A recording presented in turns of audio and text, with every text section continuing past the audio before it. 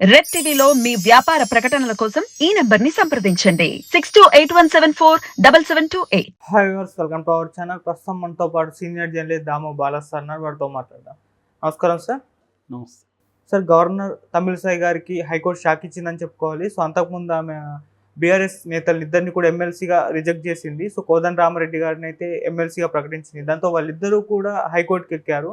So ఇప్పుడు హైకోర్టులో వాళ్ళ రిజెక్షన్ ఏదైతే ఉందో చెల్లదు అని చెప్తున్నారు. మరి రిజెక్షన్ చెల్లకపోవడానికి గల కారణాలు ఏంటి? మరి గవర్నర్ గారి పైన ఏమన్నా యాక్షన్ తీసుకునే ఛాన్స్ ఏమైనా ఉందా సార్? గవర్నర్ మీద హైకోర్టులు ఏం యాక్షన్ తీసుకోవు. ఎందుకంటే గవర్నర్ ఒక రాజ్యాంగ వ్యవస్థ, కోర్టులు అనేవి ఇంకొక వ్యవస్థ. జనరల్గా ఏంటంటే గవర్నర్ అధికారాలలోకి కోర్టులు ఎంటర్ కావు. కాకపోతే ఏంటంటే కోర్టులైనా లేకపోతే గవర్నర్ అయినా ఎవరైనా కూడా వీళ్ళని గైడ్ చేసేది ఏదంటే రాజ్యాంగం, కాన్స్టిట్యూషన్. బట్ ఒక వ్యవస్థ కాన్స్టిట్యూషన్ని ఫాలో కానప్పుడు కోర్టు అనే న్యాయ వ్యవస్థ అనేది దాన్ని ఫాలో అవుతుందా లేదా చూసుకోవడం న్యాయ వ్యవస్థ పని. మిగతా అన్ని వ్యవస్థలు కూడా రాజ్యాంగాన్ని ఫాలో అవుతున్నాయా లేదా, ఫాలో అవ్వకపోతే ఫాలో కాలేదని చెప్పే పని మన కోర్టులు చేస్తుంటాయి. సో ఇక్కడ ఏమవుతుందంటే మామూలుగా గవర్నర్ని నియమించేది ఎవరు? కేంద్రం నియమిస్తుంది. కాబట్టి జనరల్గానే గవర్నర్లు కేంద్రానికి అనుకూలంగా ఉంటారు. కేంద్రంలో ఉండే పొలిటికల్ పార్టీ, రాష్ట్రంలో ఉండే పొలిటికల్ పార్టీ వేరైనప్పుడు, ముఖ్యంగా ఆ రెండింటి మధ్య పడనప్పుడు గవర్నర్లు ఏం చేస్తారంటే కేంద్రానికి అనుకూలంగా రాష్ట్ర ప్రభుత్వానికి వ్యతిరేకంగా అనేక ఇబ్బందులు రాష్ట్ర ప్రభుత్వాన్ని పెడుతూ ఉంటారు. అట్లాగే నివేదికలు కూడా ఎప్పటికప్పుడు కేంద్రానికి కూడా గవర్నర్లు పంపిస్తూ ఉంటారు. ఇక్కడ రాష్ట్రంలో ఎలా ఉంది పరిస్థితి ఏంటని. ఇది ఒక రకంగా ఏమైపోతారంటే గవర్నర్లు అనేవాళ్ళు ప్రాక్టీస్లో కేంద్ర ప్రభుత్వంలో ఉండే పార్టీకి అనుకూలంగా మారిపోయి ఆ పార్టీ ప్రతినిధులుగా వ్యవహరించడం అనేది జరుగుతుంటుంది. కానీ కేంద్ర ప్రభుత్వానికి అనుకూలంగా ఉన్న పొలిటికల్ స్టేట్స్ ఏవైతే ఉంటాయో వాటిలో గవర్నర్లు అసలు ఉన్నారో లేదో కూడా తెలియదు. వాళ్ళు ఏదైనా అకేషన్ అప్పుడు కనబడడం తప్ప మిగతా ఎక్కడ వాళ్ళ వాయిస్ కనబడదు. ఇప్పుడు మనకు ఆంధ్రప్రదేశ్లో చూస్తే ఆయన అసలు ఉన్నాడా లేదా డౌట్ వచ్చే విధంగా ఉంటుంది. ఆయన గురించి ఎప్పుడు మనం ఏమి వినము, ఎందుకంటే ఆయన సైలెంట్గా ఉంటారు. కానీ ఇక్కడ తెలంగాణలోకి వచ్చేసరికి ముఖ్యంగా తమిళిసై సౌందరరాజన్ ఆమె వచ్చిన తర్వాత, రెండోది ఆమె కూడా పొలిటికల్ పార్టీ బ్యాక్గ్రౌండ్ నుంచే వచ్చారు.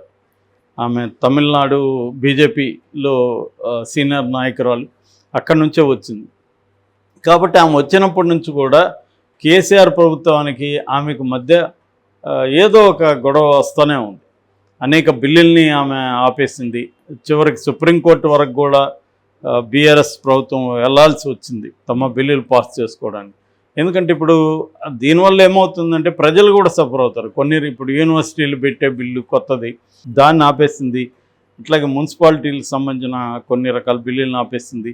ఇలాంటి వాటి వల్ల ఏమవుతుందంటే ప్రజలకు కూడా దానివల్ల ఇబ్బందులు ఎదురవుతాయి. ఇప్పుడు స్టూడెంట్స్కి ఎడ్యుకేషన్ లేట్ అవుతుంది కదా యూనివర్సిటీ లేకపోతే, అట్లాంటి ఇబ్బందులు కూడా జరుగుతున్నాయి. దానికి ఆమె కొన్ని కారణాలు ఆమె చెప్తుంది. ఆమె ఇంటర్వ్యూస్ ఇచ్చినప్పుడు ఆమె ఏం చెప్తున్నారంటే, నాకు అసలు ప్రోటోకాల్ కూడా ఫాలో కావట్లేదు, నన్ను కావాలనే ఒక ఇదిగా చూస్తున్నారు, అసలు ఆయన ఫోన్ తీయడం అసలు ఎప్పుడు కానీ కేసీఆర్, ఇలాంటివి ఆమె కూడా చాలాసార్లు చెప్పింది. ఏదేమైనా అంటే ఇద్దరు వైపులా ప్రాబ్లం ఉంది.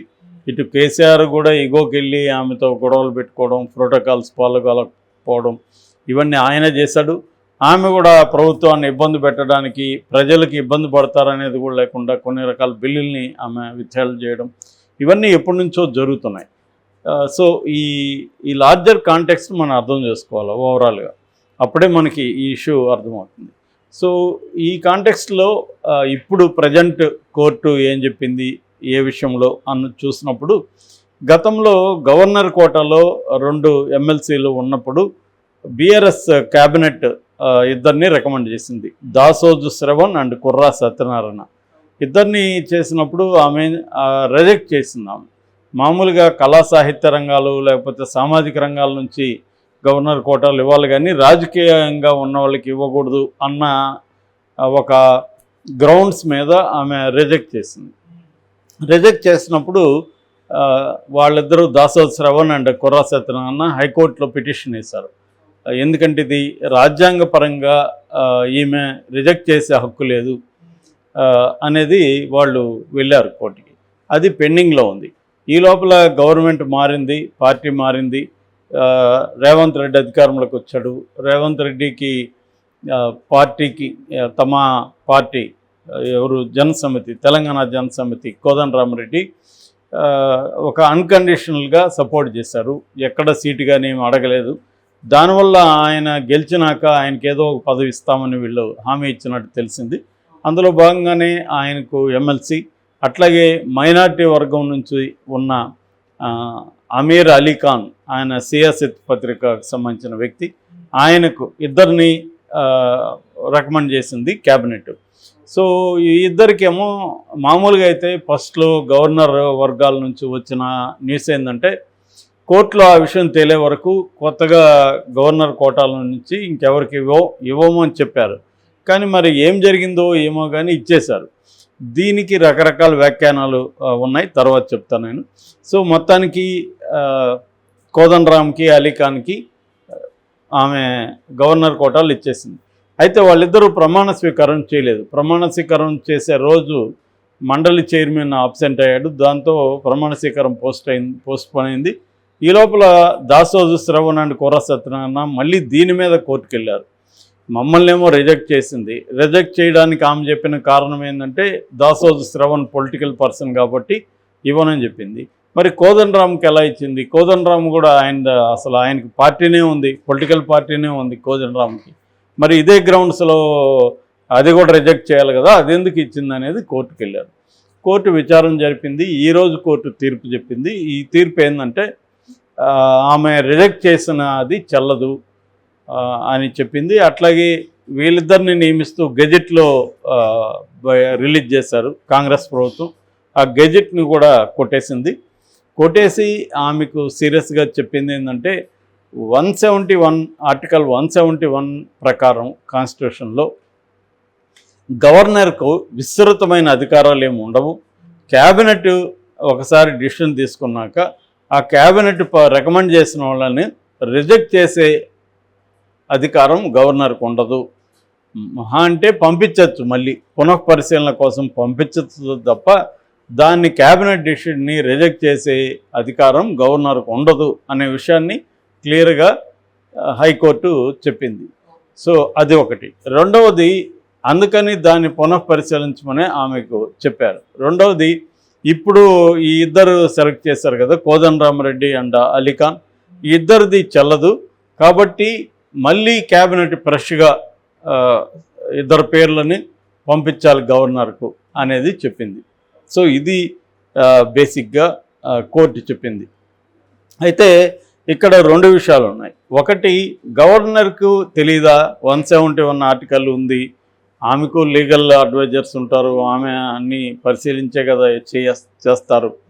అట్లాగే రేవంత్ రెడ్డికి తెలీదా ఇవన్నీ కేసులు ఉన్నాయి, మనం రికమెండ్ చేస్తే అది రిజెక్ట్ అవుతుంది, కోర్టులో ఉన్నప్పుడు అది ప్రాబ్లం అవుతుంది అనేది రేవంత్ రెడ్డికి తెలీదా?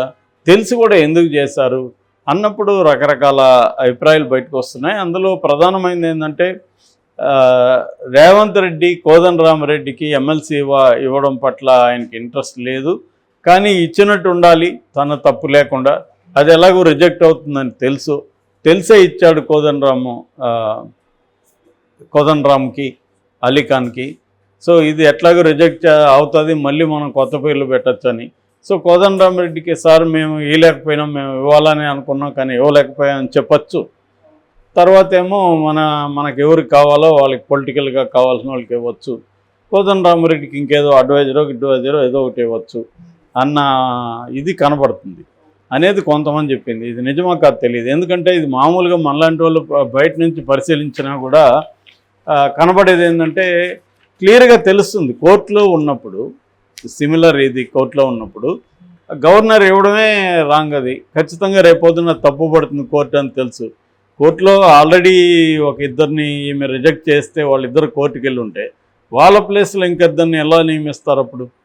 కాబట్టి ఇది రేవంత్ రెడ్డి కూడా ఒక ప్లాన్గానే చేశాడు. బకరాన్ని చేసింది ఇప్పుడు కోదండరామరెడ్డిని అనే వాదన వినిపిస్తుంది. ముఖ్యంగా బీఆర్ఎస్ వాళ్ళు ఈ వాదన తీసుకొస్తున్నారు. అట్లాగే కోదండరామరెడ్డి అభిమానించే వాళ్ళు కూడా ఈ వాదనని తీసుకొస్తున్నారు.